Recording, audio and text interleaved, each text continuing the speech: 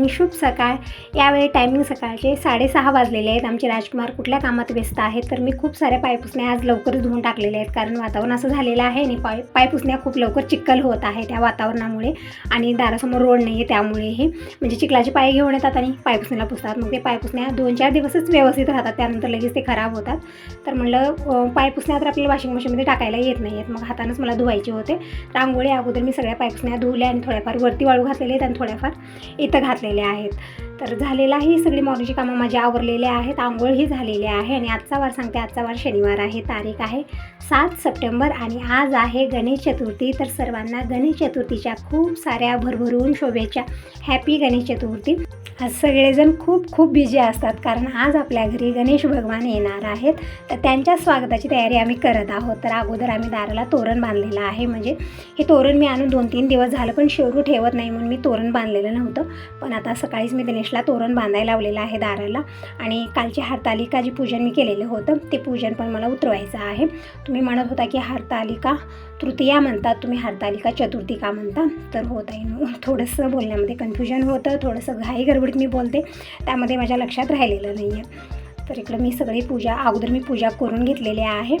दर्शन करून घेतलं आणि मी पूजा उतरवत आहे. पूजा उतरवल्यानंतर अगोदर मी रोजची देवपूजा करून घेते, स्वयंपाक बनवते बाबांना, यांना, दिनेशला. तिघांचं आवरलं जेवण खाणं की मग मी गणेश आगमनाची तयारी करणार आहे. म्हणजे आज दिनेशलाही कॉलेजला सुट्टी आहे, तर गणेश स्थापनाची पूर्ण तयारी दिनेश करेल, तोपर्यंत मी स्वयंपाक बनवते. म्हणजे 2 वेळा स्वयंपाक बनवायचं, थोडासा मला लेट होणारच आहे किचनमध्ये. आणि तसं मॉर्निंगची कामं इतकी धावपळीने मी आवरलेली आहे ना, म्हणजे झाडणं, पूर्ण घरचं फरशी पुसणं आणि पाय पुसण्या धुणं, खूप सारी एक्स्ट्राची कामं मला मॉर्निंगलाही झाली, त्यामध्ये थोडासा लेट झालेला आहे. असो सणावारा दिवशी थोडीशी एक्स्ट्राची कामं आपली होऊन जातात, कारण आपल्याला सगळंच आवरायचं असतं. साफसफाईची कामंही आणि सगळ्यांचं खाणेपिणे एक वेळचं. मग सगळेजण खाऊन जिकडल्या तिकडे गेले की मग मी माझ्या कामामध्ये लागते. तर ही आरतीची ताटली अगोदर मी पाणी टाकून ठेवलेलं आहे, कारण आपण दिवे लावल्यामुळे ते थोडंसं चिकटपणा आलेलं आहे. तर थोडंसं पाणी टाकून ठेवलं, भिजत राहील आणि क्लीन करायला पटकन होऊन जाईल, म्हणजे जास्त वेळ लागणार नाही. तोपर्यंत मी देवपूजा करून घेते. तर पाणी मी अगोदरच भरून घेतलेलं आहे. हांडा वगैरे मी स्वच्छ केला, पाणी भरून घेतलं. आता पटकन देवपूजा करून घेऊ. तर देवे सगळे उचलून मी किचन काउंटरवर ठेवलेले आहेत. बघू शकता इकडे देवाचे भांडे आणि खूप सारे देवाचे भांडे आहेत जे मी बांधून ठेवलेले आहेत, म्हणजे वरच्या साईडला ठेवलेले आहेत. म्हणजे दररोज ते स्वच्छ करणं होत नाही, कारण तांबे पितळचे भांडे तुम्ही बघू शकता कसा रंग होतो. तर जे आपण पाणी भरून ठेवतो, जे माझ्या बहिणीने दिलेलं भांडं आहे ते पण मला आज काढायचं आहे. कळशाचा तांब्या पण काढायचा आहे, त्याचा तर रंग बेरंग झालेला आहे. तर ते सगळं मी दुपारच्या वेळेस स्वच्छ करणार आहे. अगोदर मी रोजची देवपूजा केलेली आहे. देवांना हळदी कुंकू वाहिलं, फुलं वाहिलेली आहेत आणि रांगोळी पण काढलेली आहे. दीप प्रज्वलित केला, धूप वाळून घेतलेला आहे. तुळशी पूजन, उंबरापूजन झालेलं आहे. म्हणजे रोजची देवपूजा झालेली आहे. आपल्या घरी कशीही पूजा असो, अगोदर रोजची देवपूजा म्हणजे मॉर्निंगलाच करायला आवडतं, पण कधी कधी मला लेट होतो. तर असं देवपूजा झालेली आहे. आणि आता मी करत आहे इकडं मोदकाची तयारी. म्हणजे अगोदर मी स्वयंपाक बनवला, वरण भात चपात्या हे बनलेलं आहे आणि सगळ्यांचं जेवण झालेलं आहे. मी मात्र काही खाल्लेलं नाही, कारण बाप्पांची पूजा वगैरे करायची आहे आणि खाऊन पिऊन करायला मला थोडंसं ठीक वाटत नाही आहे. तर चहा झालेला आहे 2 वेळा. आणि आता मी ओलं खोबरं घेतलेलं आहे आणि ओल्या खोबऱ्याचीच मी मोदक बनवणार आहे. खूप छान मोदक बनतात. तर अगोदर स्टफिंग करून घेऊया. त्यासाठी ओलं खोबरं अगोदर मी खिसून घेतलेलं आहे पूर्णपणे आणि खोबरं हलकंसं तुपात आपल्याला भाजून घ्यायचं आहे. आणि दिनेश चाललेलं आहे वरती, म्हणजे आता बाप्पांच्या आगमनाची तयारी करायची आहे. आणि काही लायटिंग आम्ही जेव्हा मी गेलेली होते 2-3 दिवसाच्या खाली मार्केटला, तेव्हा पण घेऊन आलेले आहे. आणि काही लायटिंग या ड्रममध्ये ठेवलेले आहेत, म्हणजे गौरीचं सगळं वस्तू आहे त्यामध्ये लायटिंग पण ठेवलेली आहे. तर दिनेश तेच काढत आहे. मग मी थोडंफार डेकोरेशनचं सामान आहे यामध्ये आपण काढूया. तर ते सगळे ड्रम, म्हणजे आता स्वयंपाक मी बनवत होते, पण आता त्यामध्ये दिनेश इथं वरती चढलेला आहे. मी म्हणलं हे काहीच काढू नको, कारण आता भरपूर सारं मी घेऊन आलेले, तेच ठेवूया, कारण ते स्पेसही कमी आहे. जास्त आपण ठेवलं तर व्यवस्थित वाटणार नाही, कारण कमी जागेमध्ये आपण खूप सारं ठेवलं तर ते पण व्यवस्थित दिसत नाही. तेच मी दिनेशला सांगत होते, पण ऐकत नाही हा. तर सगळ्या ड्रममधलं काढायला लावलेलं आहे. म्हणजे जे ही लक्ष्मीची वस्तू मी यामध्ये ठेवलेले होते, पण आता सगळंच काढलेलं आहे. म्हणजे हे स्टँडमध्ये टाकण्याचं ते म्हणजे मंडप वगैरे होतं, ते पण काढलेलं आहे. आणि काही लायटिंग दिनेशनं काढून घेतली आणि परत ते सगळे ड्रम मी ठेवून दिलेले आहेत, कारण ते खूप स्पेस धरलेलं होतं ते, कारण किचन आपली छोटी आहे, येता जाताच येत नव्हतं. तर ते सगळं आवरलं. आणि आता दिनेशला म्हणलं लायटिंग तर काढून दिलेली आहे, आता पटकन तो इकडं गणपती बाप्पांच्या आगमनाची तयारी करतो, तोपर्यंत मी स्वयंपाक बनवते. आज सगळं बाप्पांच्या आवडीचंच बनणार आहे. मोदक बनणार आहे, तोंडरावळ्याची खीर बनणार आहे आणि पुऱ्या बनणार आहेत, भाजी बनणार आहे, हा स्वयंपाक बनणार आहे. तर अगोदर एक वेळा स्वयंपाक झाला, पूर्ण भांडे मी स्वच्छ करून घेतले, किचन काउंट स्वच्छ करून घेतला आणि परत मी स्वयंपाकाला सुरुवात केलेली. आता टायमिंग सांगितलं तर सकाळचे 10 वाजलेले आहेत, तर थोडासा लेट मला झालेला आहे. तर असं इकडे मी खोबरं खिसून घेतलेलं आहे आणि गूळ पण मी खिसून घेतला आणि खोबरं म्हणजे अगोदर स्टफिंग बनवायची आहे. तर इकडे मी कढई ठेवलेली आहे. कढई ना मी ऑनलाईन घेतलेली आहे, तर एकदम पातळ अशी कढई आहे, काही व्यवस्थित त्यामध्ये होत नाही. बघू शकता आतमध्ये डाग पण पडलेलं आहे. काहीतरी भाजी बनवा, काही बनवा, करपत आहे. ते एकदम पातळ, जसं आपलं ताटली असते ना जेवण करायची तशीची कढई आहे, त्यामुळे ते काहीच व्यवस्थित होत नाही. तरी पण मी आज घेतलेला आहे, 2 चमचे तूप टाकलं आणि खोबरं टाकलेलं आहे आणि व्यवस्थित तुपामध्ये खोबरं आपल्याला परतून घ्यायचं आहे. पण ते व्यवस्थित भाजता येत नव्हतं या कढईमध्ये, म्हणून मी परत ही जाड कढई ठेवलेली आहे आणि यामध्येच मी व्यवस्थित भाजून घेणार आहे. कारण बुडाला कढई जाड असली तर कुठलीही वस्तू व्यवस्थित होते, एकदम पातळ असलं तर व्यवस्थित भाजले जाणार नाही ना, तडका व्यवस्थित बसतो. तर खरंच बघा, ऑनलाईन जेव्हा आपण शॉपिंग करतो ना, त्यामध्ये काही वस्तू आपल्याला बेकारच लागतात. जशी ही कढई मला लागलेली आहे, तर त्या कढईमधलं मी खोबरं पलटलं या कढईमध्ये आणि व्यवस्थित भाजून घेतलेलं आहे. आता टाकूया गूळ आणि या प्रोसेसमध्ये गॅस बंद केलेला आहे, कारण आपण गॅस ऑन ठेवला आणि गूळ टाकलं तर गूळ पूर्ण वितळून जातो आणि ते स्टफिंग पातळ होते, म्हणून फक्त मिक्स करायचं काम करायचं आहे आपल्याला. आणि दिनेश इकडे बघू शकता सगळे भांडे जमा केलेले आहे, जे पितळ तांब्याचे आहेत आणि सगळे पितांबरीनं स्वच्छ करत आहे. म्हणजे आता सगळं मीच करेन तर मला खूप लेट होणार आहे. तर दिनेशला म्हणलं गणेश आगमनाची पूर्ण तयारी तूच कर, म्हणजे भांडे जी पितळ तांब्याची आहे, जे आपल्याला पूजेला लागणार आहे, सगळे स्वच्छ करून घे. पितांबरी काढत आहे आणि स्वच्छ करत आहे. तोपर्यंत मी इकडे स्टफिंग बनवते. तर खोबरं आणि गूळ मी छान मिक्स करून घेतल्यानंतर मी 1 चमचा विलायची पावडर टाकलेला आहे आणि काही ड्रायफ्रूट टाकायचे आहेत आपल्याला, मनुके, काजू, बदाम आवडीप्रमाणे आपण टाकू शकता. तर इकडे मी काजू घेतलेले, छोटे छोटे तुकडे मी कट करून घेतलेले आहेत आणि या स्टफिंगमध्ये टाकून छान मिक्स करायचं आहे. खूप छान टेस्टी हे मोदकची स्टफिंग बनून तयार होते. म्हणजे आपण खूप प्रकारचे मोदक बनवतो. पुरणाचे मोदक बनतात, खोबऱ्याचे मोदक बनतात, परत फक्त गुळाचे, साखरेचे असे मोदक आपण बनवतो. पण ही अशा पद्धतीने स्टफिंग बनवून तुम्ही मोदक बनवा, खूप छान टेस्टी हे मोदक बनून तयार होतात. इकडे बघू शकता स्टफिंग बनून तयार झालेली आहे. एका वेगळ्या भांड्यात काढूया आणि हीच कढई मी स्वच्छ करून भाजी बनवणार आहे यामध्ये. म्हणजे अशा पद्धतीने बनवलं तर भरपूर सारे भांडे होणारे नाहीत, कारण सणावारा दिवशी खूप सारी एक्स्ट्राची कामं होऊन जातात आपल्याला. त्यामध्ये भांडे खूप सारे झाले की ते स्वच्छ करायला आपल्याला भरपूर वेळ जातो. तर अगोदर इकडे मी कणिक मळून घेते, स्टफिंग तर म्हणून तयार झालेली आहे. तोपर्यंत दिनेश इकडे पितांबरी लावून घासून भांडे स्वच्छ करत आहे. तोपर्यंत मी कणिक मळून घेते, म्हणजे जी ही स्वयंपाकाची तयारी आहे ते करून घेते. आणि जी ही स्वयंपाक बनत आहे सगळा अनसूट पाण्याचाच बनत आहे. म्हणजे एक हांडा मी स्वयंपाकासाठी ठेवलेला आहे आणि एक हांडा मी पूजेसाठी ठेवलेला आहे. म्हणजे 2 हांडी भरलेले आहेत आणि पिण्यासाठी तरी कॅनमध्ये पाणी मी भरलेलं आहे. तर इकडं मी कणिक चाळून घेतलं, म्हणजे गव्हाचं पीठ चाळून घेतलेलं आहे. थोडंसं मीठ टाकलं आणि पाणी घेऊन येते हांड्यातलं. म्हणजे इथल्या इथं जवळ ठेवलं तर ठीक होतं, पण स्पेस कमी आहे त्यामुळे मी इथंच ठेवलेलं आहे आणि जसं लागतं तसं मी पाणी घेत आहे. यामध्ये मला थोडासा लेट होत आहे. तर इकडे बघू शकता आमचे राजकुमार छान घासून पितळ तांब्याचे भांडे स्वच्छ करत आहेत. तोपर्यंत मी कणिक मळून घेते, म्हणजे संग स्वयंपाकी होईल आणि इकडं बाप्पांच्या आगमनाची तयारी होईल. ज्या दिवशी दिनेश घरी असतो ना त्या दिवशी खूप माझी मदत होते. म्हणजे दीपक, दिनेश दोघंजणी ज्या दिवशी घरी असतात ना त्या दिवशी खरंच बघा देवाची कामं असो, किचनमधली कामं असो, कुठलीही कामामध्ये खूप त्यांची मदत मला भेटत असते. आणि अगोदरच्याही काही आठवणी माझ्या ताज्या झाल्या. म्हणजे दिनेश म्हणत आहे मम्मी काहीतरी अशी कामं असायची ना आमचं म्हणजे दोघांचं भांडण खूप व्हायचं त्या दिवशी. दीपक म्हणायचं तू हे कर, दिनेश म्हणायचा मी ते नाही करणार, मी ते करणार. म्हणजे एकच काम दोघांना आवडायचं करायला. मग त्यामध्ये दोघांची भांडणे व्हायची आणि मग दोघं रुसून बसायची, एक जणी ते काम करायचं नाही, असं व्हायचं. मग तेच आठवण येत आहे. जेव्हा गेल्या वर्षी बाप्पांच्या आगमनाची तयारी आम्ही करत होतो तेव्हा दीपक होता आणि दीपकनंच सगळी आगमनाची तयारी केलेली होती. दिनेशला फक्त मार्केटला पाठवायचं, काहीतरी आणायला लावायचं आणि दिनेश म्हणायचा मी हे करतो तू मार्केटला जा. त्यांचं असं चालू राहायचं. पण आता दीपक घरी नाही आहे, जे हे करायचं आहे दिनेशला करायचं आहे तेच म्हणत आहे. मला भैयाची आठवण खूप येत आहे. कुठलीही कामं करायची तर भैया असं म्हणायचं, मी असं म्हणायचो, चालू आहे त्याचं. तर असं इकडं मी कढी मळून झाकून ठेवलेले आहे. तांदूळ पण घेतलेले आहेत, म्हणजे सकाळी एक वेळा भात बनलेला आहे. आता मी नैवेद्य थाळीसाठी भात बनवत आहे. तर इकडं मी 1 ते 1.5 ग्लास तांदूळ घेतले, 2-3 पाण्यात स्वच्छ धुलेले आहे. तांदळाच्या डबल पाणी टाकलं, चवीपुरतं मीठ टाकलेलं आहे आणि भात बनत ठेवलेला आहे. तोपर्यंत दिनेशने इकडे सगळे पितळ तांब्याचे भांडे स्वच्छ केले. बघू शकता एकदम सोन्यासारखी चमक आलेली आहे. मुलं जे हे काम हातात घेतात ना मन लावून करतात. तर इकडं सगळे भांडे मी अगोदर कॉटनच्या कपड्याने पुसायला लावलेत, कारण डाग पडतात लगेच, म्हणून पाणी सगळं पुसत आहे. तोपर्यंत मी इकडं खिरीची तयारी करते.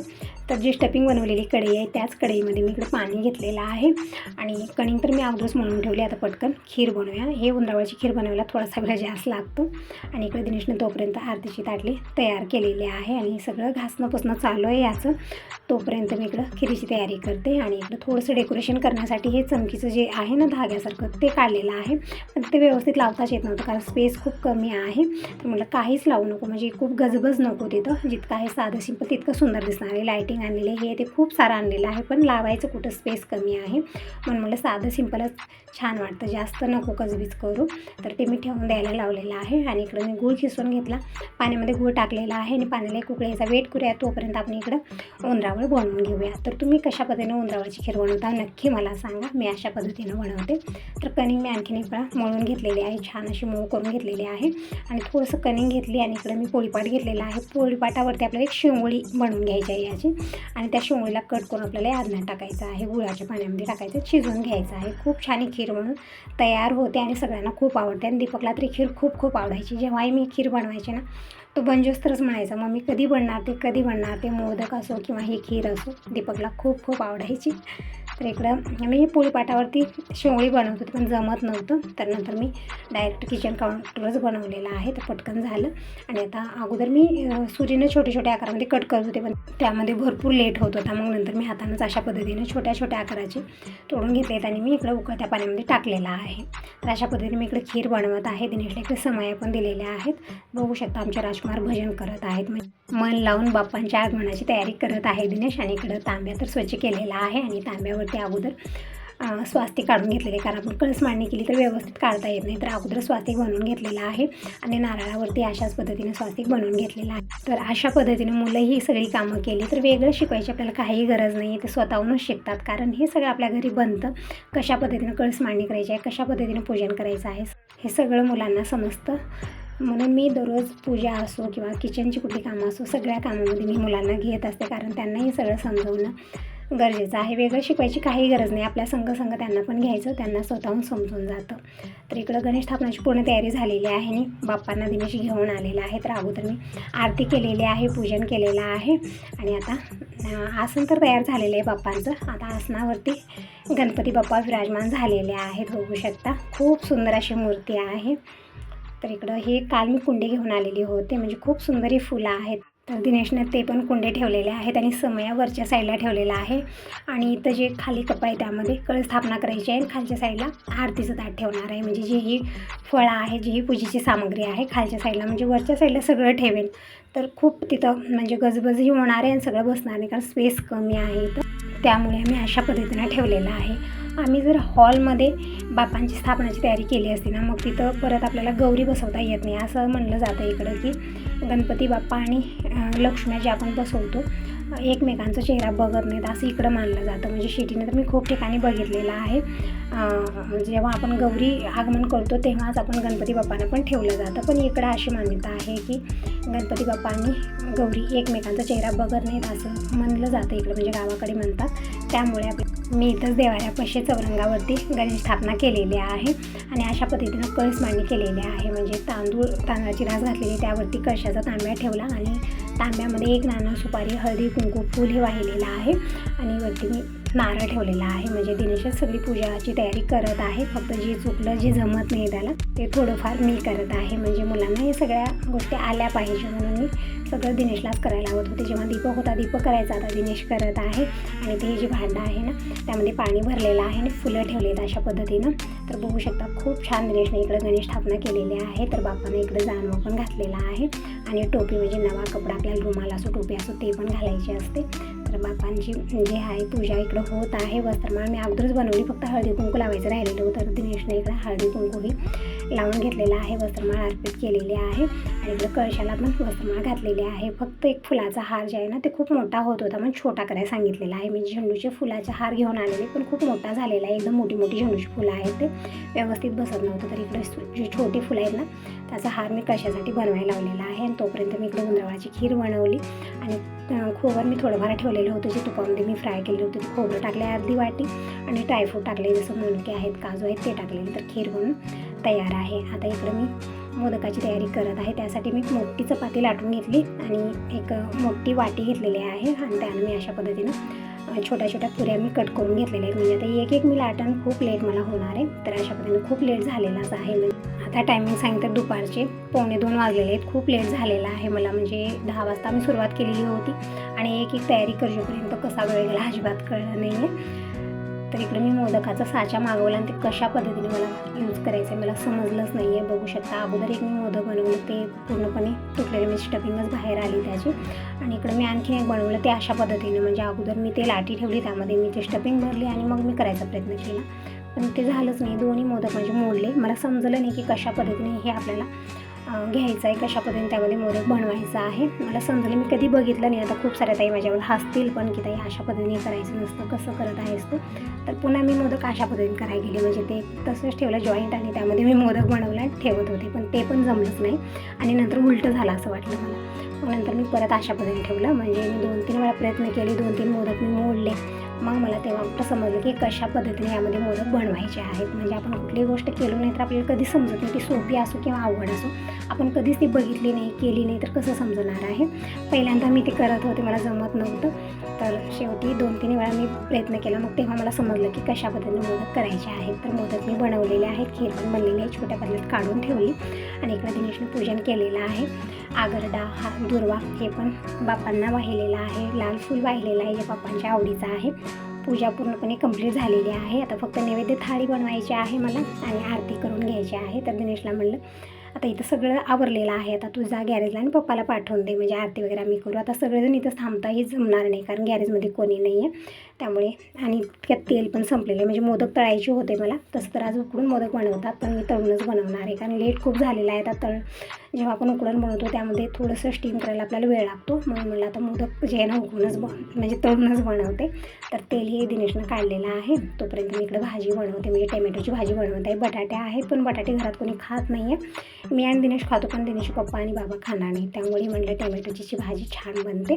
टोमॅटो बारीक चिरून मी धुवून घेतले, म्हणजे खूप आंबटपण आहे. जे गावरान टोमॅटो असतात ना ते टोमॅटो आहेत. भाजी खूप आंबट होते याची, त्यामुळे इकडे लसणाचा तडका दिला. लाल मिर्च पावडर, हळदी पावडर, धना पावडर, जे मसाले आहेत आपले ते टाकले. परतून घेतल्यानंतर मी टोमॅटो टाकलेले आहेत, परतून घेतलं, थोडा वेळ परतून घेतलं आणि थोडासा सुहाणा मसाला, चवीपुरतं मीठ आणि शेंगदाण्याचं कूट टाकलेलं आहे. परतून घेऊया, खूप छान भाजी पुरीसोबत बनवून तयार होते.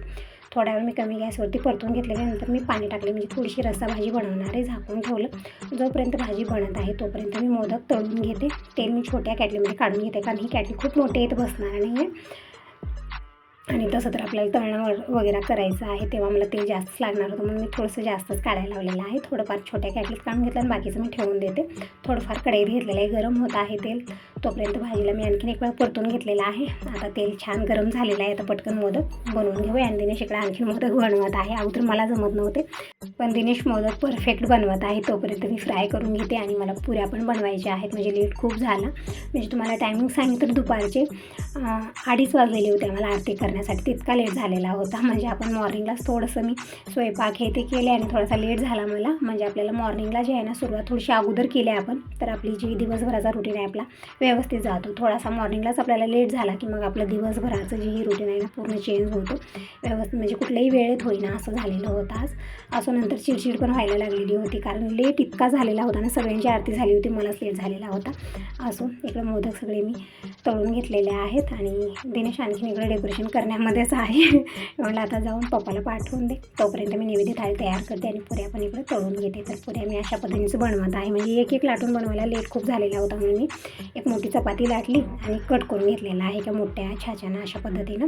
तर झटपट या पुऱ्या बनवून तयार झाली. जेव्हाही वेळेची कमी जाणवते त्यावेळेत अशा पद्धतीनं मी बनवून घेते कारण कमी वेळामध्ये झटपट हे होऊन जातं. तर इकडे पुऱ्याही मी सगळ्या तळून घेते. थोड्याफार छोट्या बनवल्यात म्हणजे नैवेद्य थाळी ठेवण्यासाठी आणि थोड्याफार मी मोठ्या बनवलेल्या आहेत, म्हणजे सगळ्याच पुऱ्याच बनवल्या, म्हणजे चपाती वगैरे बनवलेली नाही आहे. तर पूर्ण स्वयंपाक बनलेला आहे. आता मी इकडं नैवेद्य थाळी म्हणजे नैवेद्य ताटलीमध्ये काढून घेतलेला आहे. पुऱ्या घेतलेल्या आहेत, उंदरावळ्याची खीर घेतलेली आहे, भात, भाजी आणि मोदक घेतलेले आहेत आणि तूप आणि दूध यामध्ये मी घेतलेलं आहे, म्हणजे बाप्पांच्या आवडीचं, म्हणजे बाप्पांचं फेवरेटच आज स्वयंपाक बनलेला आहे. तर नैवेद्य थाळी ठेवली, फक्त रांगोळी मला काढायची राहिलेली होती, रांगोळी काढून घेते. देवाने नैवेद्य मी दाखवलेला आहे. आणि आरत्या समया सगळ्या मी प्रज्वलित करून घेतल्या. एक तुपाचा निरांजन प्रज्वलित करून घेतला. बघू शकता अशा पद्धतीने आम्ही पूर्ण पूजा मांडणी केलेली आहे. म्हणजे दिनेशनेच केलेली आहे. तोपर्यंत मी स्वयंपाक बनवला. म्हणजे संगच कामं झालेली आहेत, तरी पण मला आज खूप लेट झालेला आहे. तर असं हे आलेले आहेत, फ्रेश झालेले आहेत आणि बाबाही आहेत. तर आता आम्ही आरती करून घेऊया. तर बापांची आरती झालेली आहे. आता मनोभावी दर्शन करून घेऊ आणि सगळ्यांना अगोदर जेवायला वाटते. म्हणजे आता लेटही खूप झालेला आहे आणि यांनाही जायला लेट होईल. म्हणजे घरी आल्यानंतर एक 5-10 मिनिट थांबणं कठीण असतं आणि तसं तर थोडासा लेट झाला. म्हणजे आरती वगैरे झालेली आहे. आता पटकन मी सगळ्यांना जेवायला वाटते. म्हणजे बाबांना आणि यांना, आणि मी दिनेश आल्यानंतर जेवण करणार आहे. तर इकडं ताटली मी लावलेली आहे. तर तुम्ही सगळेजण कसला वेट करता, या सगळेजण जेवण करायला. उंदराची खीर आहे, मोदक आहेत, पुरी भाजी, वरण भात सगळं बापांच्या आवडीचं बनलेलं आहे. तर या सगळेजण जेवण करायला. जेवण थाळी तयार आहे. तर अगोदर या दोघांना मी दिलेलं आहे, म्हणजे बाबांना आणि यांना जेवायला वाढलेलं आहे. आणि थोडीफार भांडे झालेले आहेत, ते तोपर्यंत मी क्लीन करून घेते. तोपर्यंत दिनेश पण येईल, मग आमचंही जेवण होणार आहे. परत बाकीची कामं सगळी मी आवरली आहेत. आता परत आपल्याला तळणवळ म्हणजे जी ही गौरीची तयारी आहे ती मला करायची आहे. थोडीफार म्हणजे काय सामग्री बनवू तेच विचार करत आहे. हे म्हणत होते जास्त तळणवळ करू नको. तर हो, मी विचार करते बुंदीचा लाडू बनवावा, चकली बनवावी, करंजी बनवावी. जास्त वस्तू बनवणार नाही आहे, 4-5 वस्तू मी बनवणार आहे. तर मी काय तयारी केली नेक्स्ट व्हिडिओमध्ये नक्की बघा. बाय बाय, टेक केअर सर्वांना. श्री स्वामी समर्थ.